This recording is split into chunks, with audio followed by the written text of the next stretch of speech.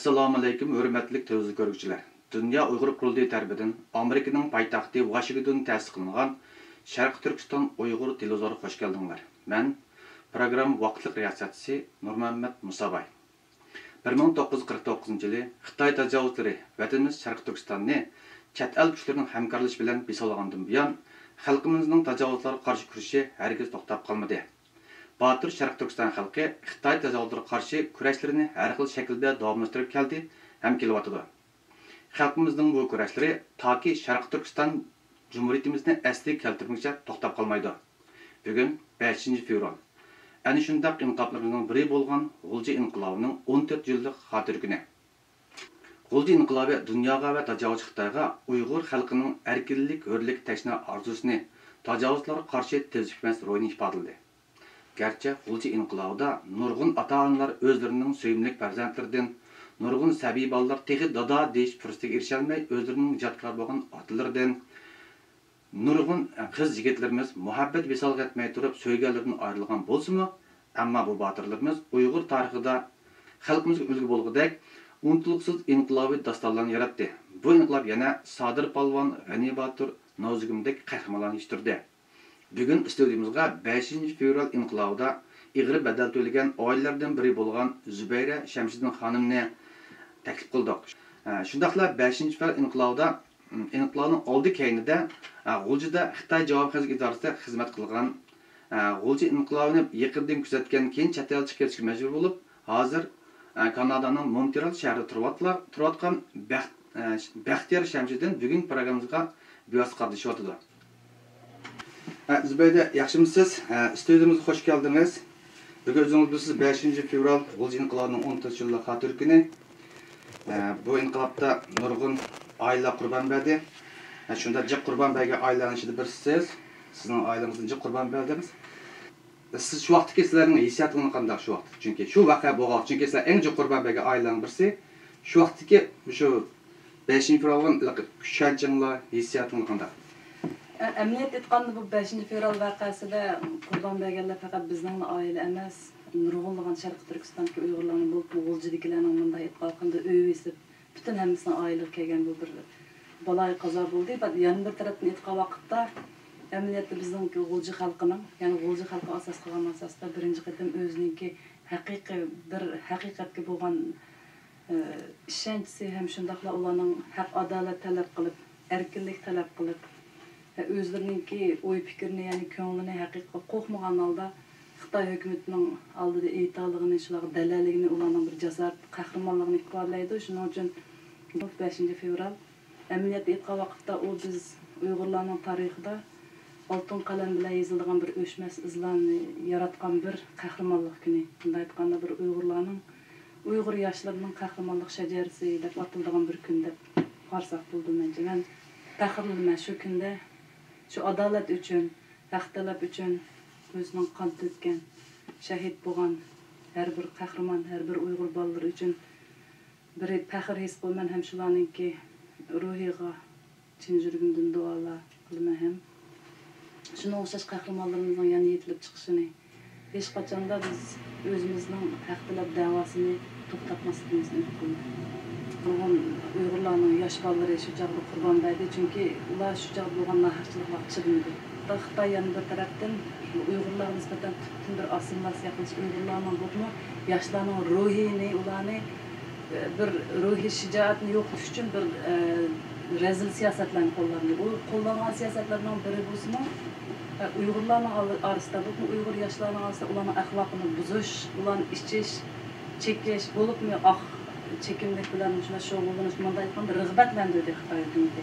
Chunki hech qachon ular cheklamadi. Agar cheklaymiz degan bo'lsa, shu axloqning kirish manbaini, vatanimizga kiradigan ash yoshlarning orasida taraladigan ashunaqlarni cheklab qo'yishi, shularni to'xtatish mumkin edi. Chunki Xitoyda kuch bor unda qila oladigan.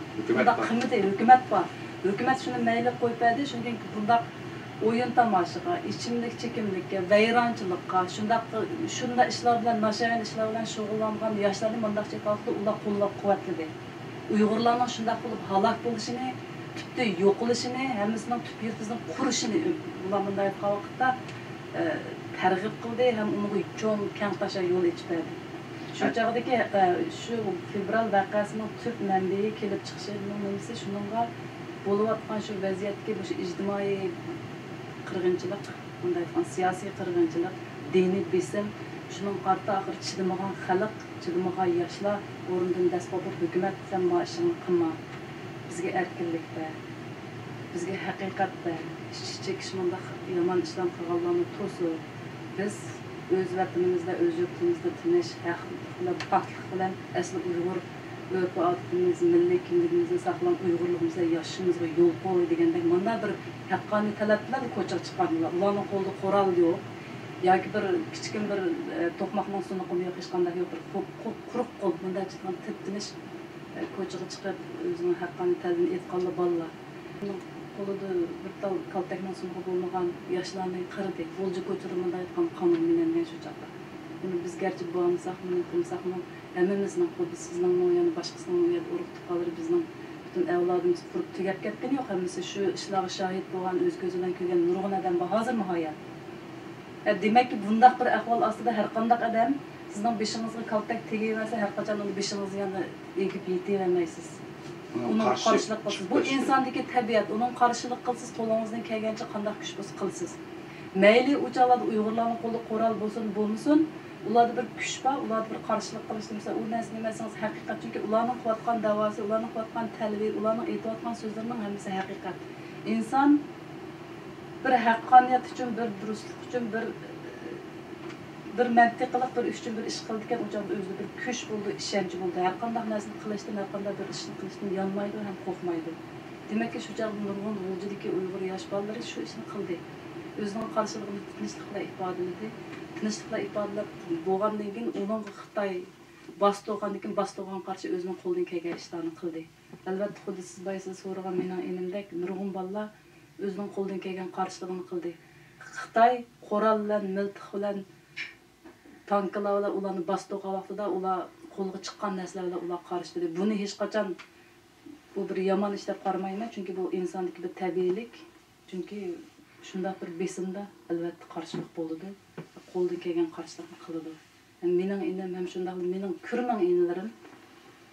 Ya'ni barliq shu chaqda Uyg'ur yoshlari hammamiz bizning qarindoshlarimiz, bizning enlarimiz, bizning akalarimiz, bizning ota-onalarimiz, ularning shu qahramonliklari, tez bitmas shu ruhlari, jasorati mencha Uyg'urlarda mangu davomlashadi. Bu ish shu qachon shu tengsizlik, haqqoniyatsizlik bo'ldi ekan, bu Xitoyning bizga besimi, bizga bo'lgan tajovuzi, mustaq nohaq bostirishi bo'ldi ekan, bu xil kurash to'xtab qolmaydi, davomlashadi.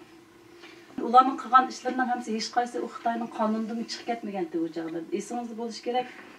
99-yılı 4-cü ayda Amnesty International Dünya Kechirim Tashkilotining bir report chiqardi, shu maxsus G'ulji vaqasi to'g'riliq. Yani shu reportda nayt tafsili yozilgan, men har bir Uyg'urning agar o'qimagan bo'lsa, shu reportni tafsili o'qisin. Bo'pmi shu fevral G'ulji vaqasi, G'ulji zot qanday shu vaqa qanday yuz berdi, nima ishlar bo'ldi deganni ajoyib tafsili nayt yaxshi yozgan. Chunki ishonamanki, demakki shu reportning maydonga kelishini Allah haqiqiy shu vaqtdagi fevral vaqasida qatnashgan va shuni ishtirok qilgan haqiqiy shohidlarning og'zidan ilinib yozilgan amaliy haqiqiy report. Endi shuningda aniq aytilganki, Uyg'urlar shu bu Uyg'ur yoshlari shu chaqdagi butun Uyg'ur xalqining yuragidagi norozilikni, mana aytganda Uyg'ur yoshlari shuni sho'ar qilib ko'tarib chiqdi. Uni bu yoshlar undaq bo'lmagan ota-onalar hammamizga ayon, hammamiz bilamiz. Bir vayronchiliklar bor edi u chaqda. Bu bütün yosh bolalar o chekimdagi, ishchinlikka berilib ketgandan ularda hech qanday bir g'oya yo'q, hech qanday bir tushuncha yo'q. Ya hayotga hech qanday bir umid, hech narsa yo'q. Hamma tarafda ular shunday ahvolda inson yana qanday bir g'oya, qanday bir nishon, qanday bir narsa qolsin. Demakki, bolangiz, farzandingiz u holda bo'lgan bir millatning taqdiri yo'qolish tarafga qarab bormayotadi deganga. Yani shunday ahvolda bütün yerda vayronchilik, ota-onalarning ko'z yig'i, jamiyat biz qalaymaganchilik, ishsizlik. Demakki bu jamiyatda bir qo'rqinchli bir bulg'unish, endi millatning istiqbolini o'ylasangiz bir vahimalik bor-da endi shu chog'da. Demak, hamma odamning yuragida shunday bir vahima bor, shunday bir ansirash bor. Bizning kelgusi istiqbolimiz, kelgudagi yoshlarimizning taqdirining qanday bo'lishi, demak, yoshlarimizning, millatning, xalqning taqdiri deganga bir vatanning taqdiriga deganga. qanday bo'ldigan haqida shunday bir vahima butun insonning qalbida bor. Lekin 60 yıldan beri bu Xitoy biz xalqni bakmi besib ketganligi uchun Uyg'urlarning yuragini bakmi mijvatganligi uchun bu yaşanğanlar şu çağdaki 50 yaşını aşqanlar. Ular hammasi ichida qaynasimi, ko'nglida so'zlasimi hech qaysi bir jur'at qilib chiqib ya hukumatning oldiga berib yoki u yerga yurib bu yerga yurib bunda aytamagan o'zining noroziligini. Ammo yoshlarning Uyg'ur yoshlarning shu chaqda yoshlarning bir jangovarligining ifodasi nima bo'ldi desangiz, ular bir ish qilishga tirishdi. Gerçi nurg'un qurbonlarni ba'zi ham shunday qurbonlarni berdiganligi oqibat bir kuni ularning bostirilib ketadiganini bilsimi? Chunki bu tarixda shunday bo'lib kelyapti. Zaten biz shu Xitoyning qo'liga, shu kommunist Xitoyning kontroliga o'tgandan beri bu qirg'inchilik, bu besimzor bo'lib kelyapti. Gap shu chaqdagi yoshlar bilmay qildi, biladi shunday bo'lganini. Beshiga hamon bir yaxshi kundan kelmaydigan his qildi, chunki u chaqda Xitoyning ahvoli qanday, bizning ahvolimiz hammamizga ayon. Shundan bo'lg'achqa bular noyat tinchlik bilan dastlabda şu reportda meni yozilgan hammamizmi bilimiz, hozirgi shohidlarni bilib turguliq. Bular mashrab bilan boshladi. Albatta mashrab degan bizning o'zimizning milliy an'anaviy uslubimiz, milliy o'zimizning kimligimiz bo'yicha davomlashib ketgan bir madaniy faoliyat. Hem shundaqla diniy, hem tarbiyaviy bir faoliyat. Hamda shu tarbiyaviy faoliyat orqali biz asosli maqsad yoshlarni qaytadan tarbiyalab, ularni asli holatiga, asli Uyg'urlikqa qaytarib akilish edi. Shunda boshlangan bundaq bir faoliyatmi, bir yig'ilishmi Xitoy yo'l qo'ymadi o'shunga. Men Baxtiyor, shu vaqtda siz saqchi edingiz, shu vaqtda saqchi, shundaqmi? Shu vaqtda nima edingiz? Shu namoyish bo'lgan 5-chi, 6-chi kunli va 7-chi kunlari.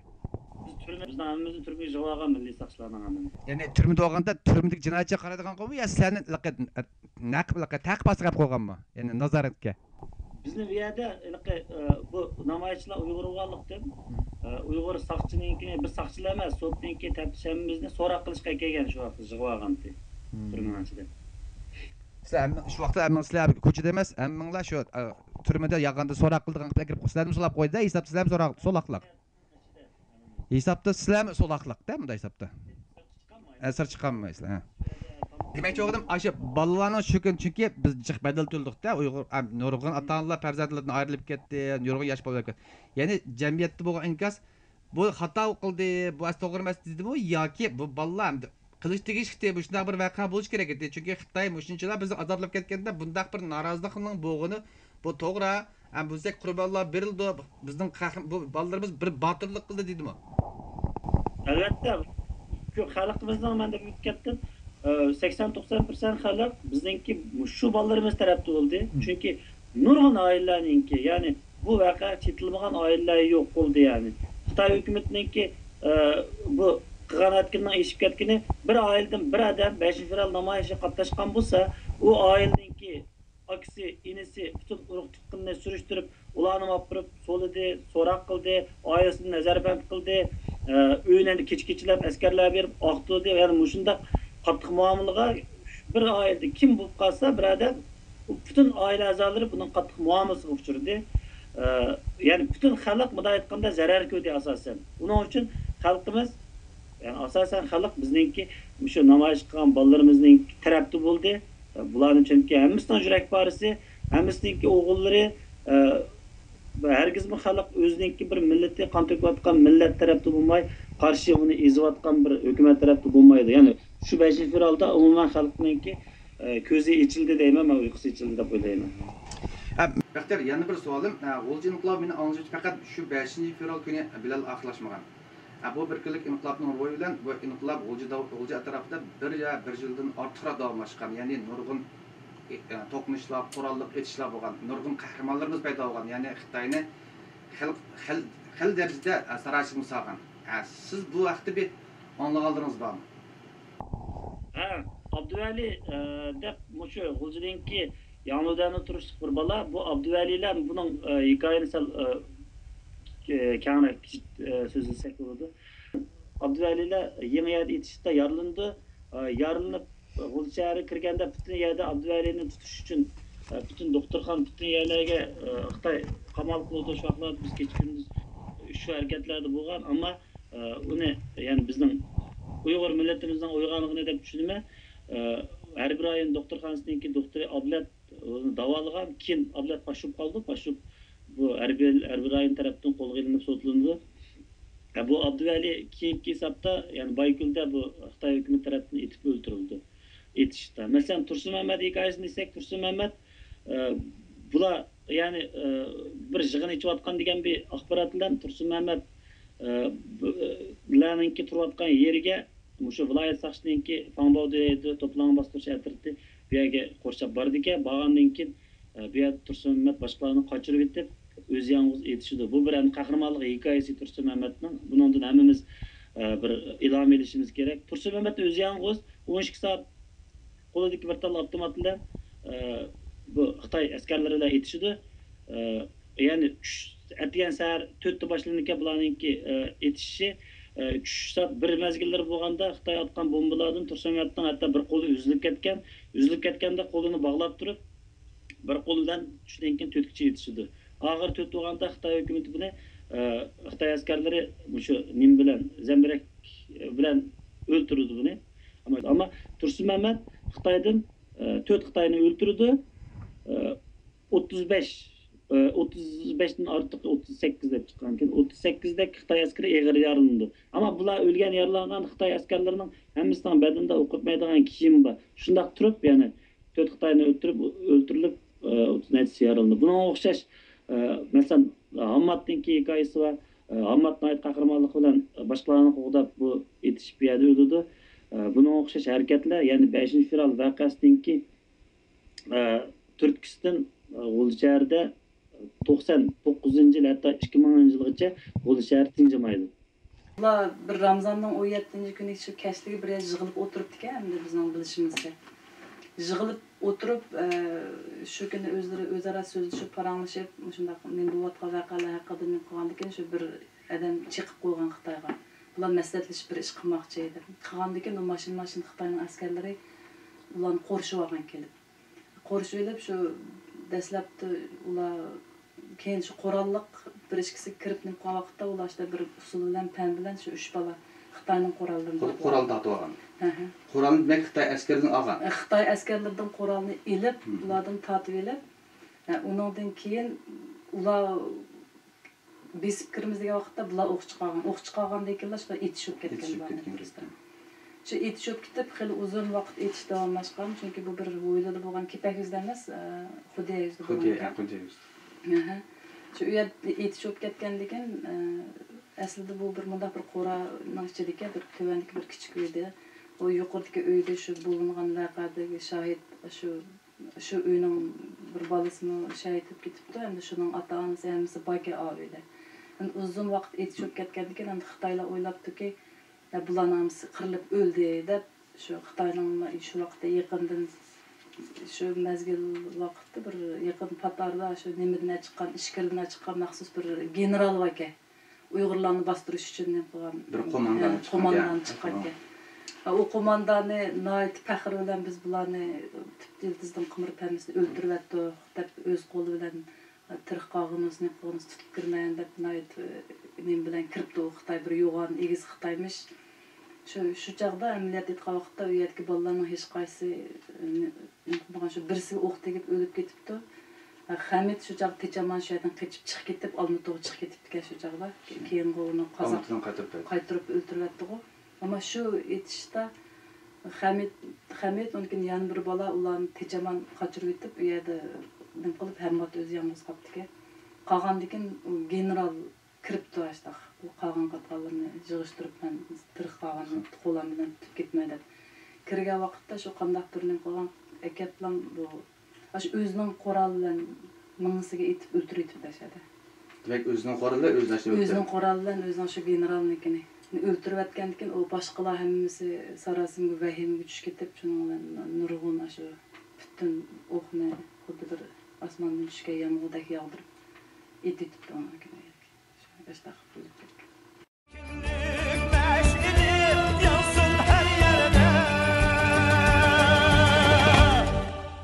Yansın her yerde